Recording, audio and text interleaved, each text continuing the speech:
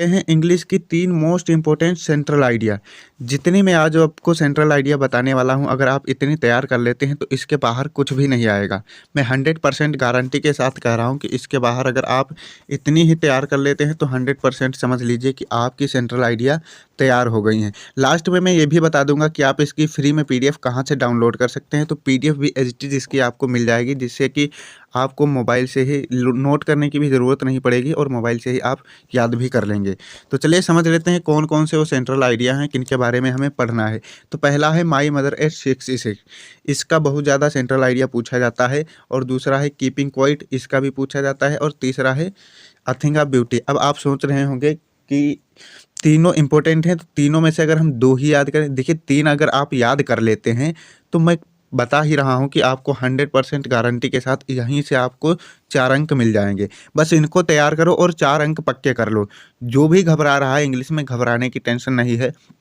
In central ideas के बाद मैं ग्रामर की वीडियो लेकर आऊँगा, उसमें भी मैं जितना जो कुछ है सिनोनिम, अंटोनिम वैसे भी मैंने करा रखा है, फिर से मैं करा दूँगा, तो टेंशन लेने की कोई ज़रूरत नहीं है। तो एक-एक को बारीकी से चलिए हम समझ लेते हैं।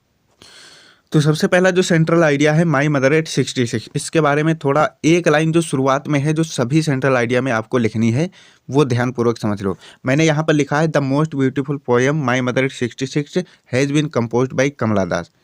जो माई मदर एट 66 पोएम है, ये मोस्ट ब्यूटीफुल पोएम है, यानी खूबसूरत कविता कमला दी द्वारा लिखी गई है या रचित है।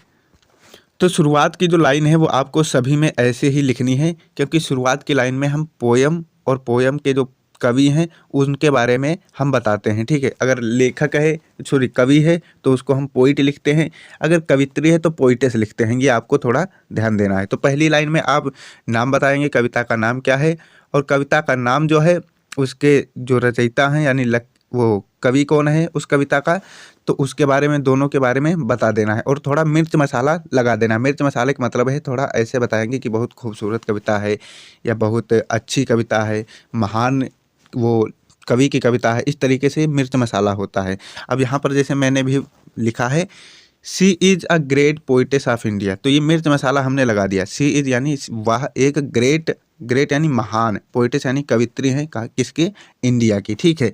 इन दिस पोएम पोइट, यहाँ पर पोइट हो गया है। आप थोड़ा ध्यान देंगे कि मैंने पोइटेस यहाँ पर लिखा है, तो यहाँ पर भी क्या लिखना है आपको, पोइटेस ही लिखना है, क्योंकि कवित्री हैं ये, लेडीज़ है, लेडीज़ कवि है, तो उसके लिए हम क्या बोलते हैं, कवित्री बोलते हैं उनको, ठीक है। तो इंग्लिश में पोइटेस, ठीक है।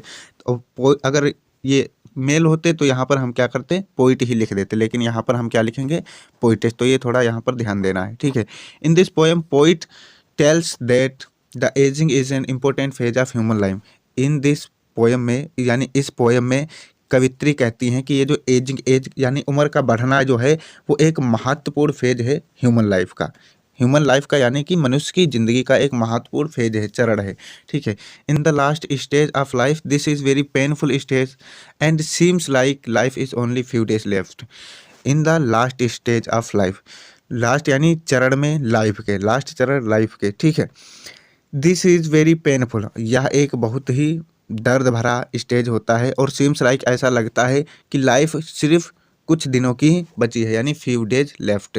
She sets an example of her own mother, वो अपनी माता का एक एग्जाम्पल सेट करती हैं। आपने अगर कविता पढ़ी होगी तो अपनी माता को देखती हैं कि उनकी माँ के आँख जो है चेहरे पर झुर्रियाँ आ गई हैं, और जब वो ट्रेवल कर रही होती हैं मॉर्निंग के टाइम में, तो जीप में बैठते हैं, तो उनकी माँ जो बैठती हैं तो वो मुंह खोल के बैठती हैं। ऐसा लगता है जैसे विंटर का मून है। विंटर का मून आप सर्दियों का मून समझ सकते हैं, धुंधला हुआ चेहरा, ठीक है।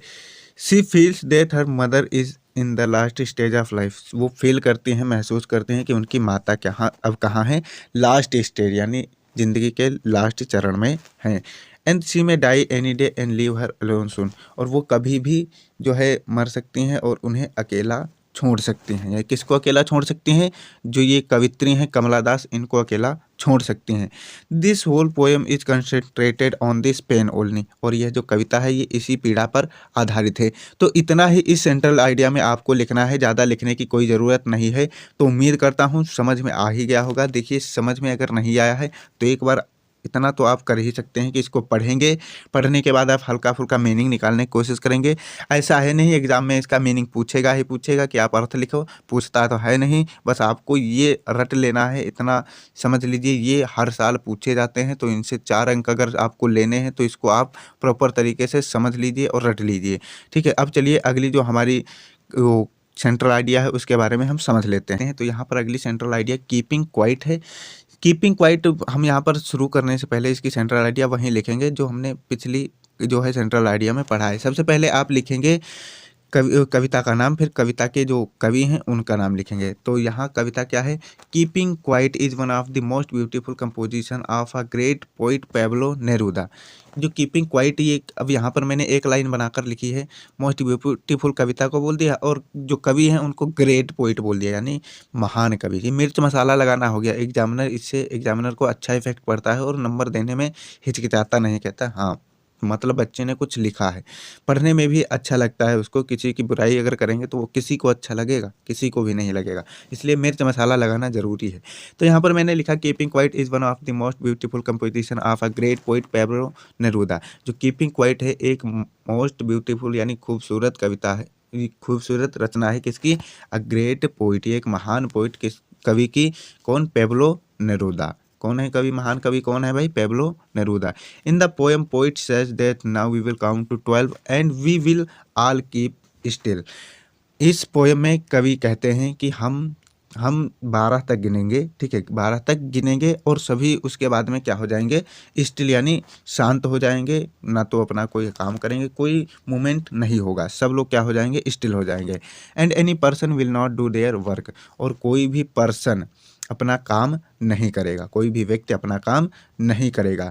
ही says that about fisherman they will not harm any whales, और वह फिशरमैन के बारे में बताते हैं, हार्म नहीं करेंगे यानी जख्मी नहीं करेंगे वेल्स को। किसको जख्मी नहीं करेंगे? समुद्र में जो फिशरमैन होते हैं, मछलियां पकड़ते हैं, वो वेल जो मछली हैं उनको जख्मी नहीं करेंगे। और फिर उन्होंने कहा कि salt gathering man they will stop their work and see their hurt hands, और जो साल्ट गैदरिंग, साल्ट यानी नमक, गैदरिंग यानी इकट्ठा करने वाले जो लोग हैं वो अपना काम रोकेंगे और अपने हाथों को देखेंगे।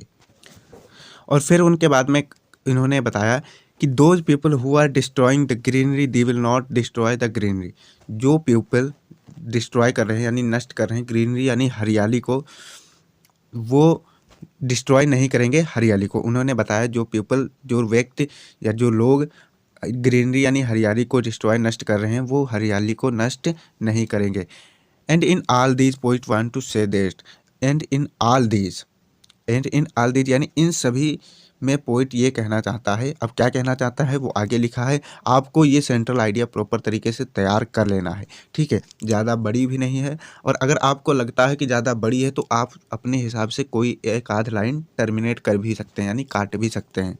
इन सभी में पोइट कहना क्या चाहते हैं? तो कहना चाहता है every people will stop their work and think about themselves. जो सभी पर्सन हैं, सभी लोग अपना काम रोकेंगे और अपने बारे में सोचेंगे, ठीक है, अपने बारे में सोचेंगे for 2 minute.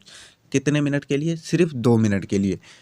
And this thought of their, और यह उनका thought will make a peaceful man after thinking they will be able to do their work well. और यह जो उनकी सोच होगी ये उनको एक पीसफुल यानी शांतफुल मैन बनाएगी, और वो भी उसके बाद में, इस सोच के बाद में ये अपना काम और भी अच्छे तरीके से करने के लिए तैयार होंगे यानी करने के लिए एबल हो जाएंगे। तो उम्मीद करता हूँ ये सेंट्रल आइडिया में आपको कुछ तो मोटा मोटी समझ में आया होगा। मैं जानता हूँ एक बार में देखिए कुछ भी हो सकता है ना समझ में आए, क्योंकि अगर मैं लिख लिख कर बताता तो यही वीडियो लगभग 1 घंटे की हो जाती, और 2 से 3 सेंट्रल आइडिया ख़त्म करने में 1 घंटा बर्बाद नहीं करना, क्योंकि हमें इनको पढ़ना है, समझना है। तो हम PDF के ज़रिए ही आपको, मेरे को लगा कि बेहतर है कि PDF के ज़रिए बताया जाए तो कम टाइम लगेगा। अब चलिए देख लेते हैं अगली जो हमारी सेंट्रल आइडिया है उसके बारे में। लेकिन अगर आपको ये सेंट्रल आइडिया नहीं तैयार हो रही, बड़ी लग रही, तो आप एक आध लाइन काट भी सकते हैं। चलिए अब हम समझ लेते हैं अगली मोस्ट इंपॉर्टेंट सेंट्रल आइडिया के बारे में। तो अगली जो सेंट्रल आइडिया है वो अर्थिंग ऑफ ब्यूटी की सेंट्रल आइडिया है। इसको बारीकी से आपको समझ लेना है। यही 3 आपको तैयार करनी है। पहला आपको माय मदर एट 66 तैयार करना है, इसकी सेंट्रल आइडिया, और इसी के स्टैंजा बेस्ड क्वेश्चन भी एग्जाम में ज़्यादातर पूछे जाते हैं, तो उनको भी आप तैयार कर लेंगे, ठीक है। अगर आप कहेंगे तो वो भी मैं PDF के ज़रिए करा भी दूंगा, ठीक है। और वैसे भी मैं इंग्लिश के लिए अगली क्लास ग्रामर की लाने वाला हूं, तो उसके लिए आप सभी तैयार रहेंगे। बाकी मैं केमिस्ट्री फिजिक्स का तो करा ही रहा हूं, उसके लिए टेंशन लेने की कोई ज़रूरत नहीं है। तो इसकी शुरुआत करते हैं। I think of beauty is a most beautiful composition of a great and famous poet John Keats.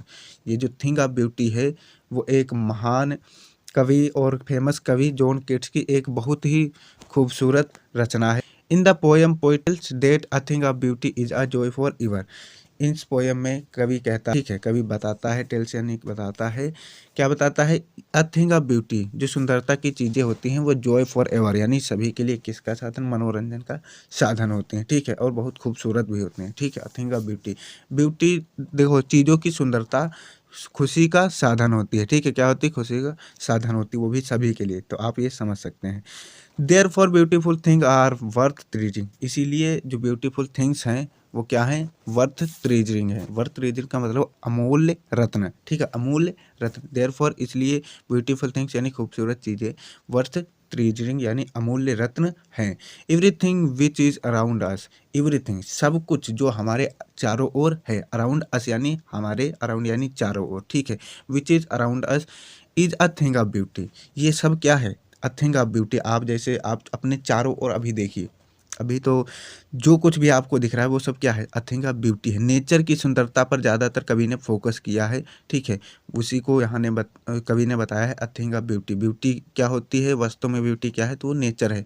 बाकी आप किसी को लाल पियर हरा देख कर वहाँ चले जाते हैं, वो ब्यूटी नहीं है, वो परमानेंट नहीं है, लेकिन नेचर ब्यूटी हमेशा परमानेंट रहती है, ठीक है। तो अब नेचर ब्यूटी परमानेंट उसी तरीके से नहीं रहती, बदल बदल के आपके सामने आती है, ठीक है। Like river, lake, garden, greenery, ये जो हमारे चारों ओर स्थित है, चारों ओर उपस्थित है, वो सब क्या है, वही सब क्या है, अ थिंग ऑफ ब्यूटी है। जैसे रिवर नदी हो गया, लेक यानी झील हो गया, गार्डन बगीचे हो गए, ग्रीनरी यानी हरियाली होगी, ETC यानी एटसेट्रा, फलाना फलाना, और भी आप लिख सकते हैं। It will never pass into nothingness, ये कभी भी पास्ट में यानी मतलब कभी भी कम नहीं पड़ती है। Its beauty increasing day by day, और day by day with time, इसकी ब्यूटी यानी खूबसूरता दिन प्रतिदिन टाइम के साथ बढ़ती जाती है। Beautiful things around us provide energy and happiness, beautiful things which is around us, ठीक है, जो ब्यूटीफुल चीज़ें हैं हमारे चारों ओर उपस्थित हैं, वो हमें एनर्जी यानी क्षमता और हैप्पीनेस प्रदान यानी खुशी प्रदान करती हैं। तो ये है आई थिंक ऑफ ब्यूटी की सेंट्रल आइडिया। अभी इसके बारे में आप समझ चुके हैं। अगर आपने थोड़ा बहुत इसमें दिक्कत है आपको, तो मैं बता दे रहा हूँ, आप वहाँ से PDF डाउनलोड करेंगे, 1-2 बार पढ़ेंगे, और पढ़ेंगे किस तरीके से, कॉपी में लिख लिख कर पढ़ेंगे, तब आपको सब कुछ समझ में आ जाएगा। चलिए बता देते हैं कि आप PDF कहाँ से डाउनलोड करेंगे।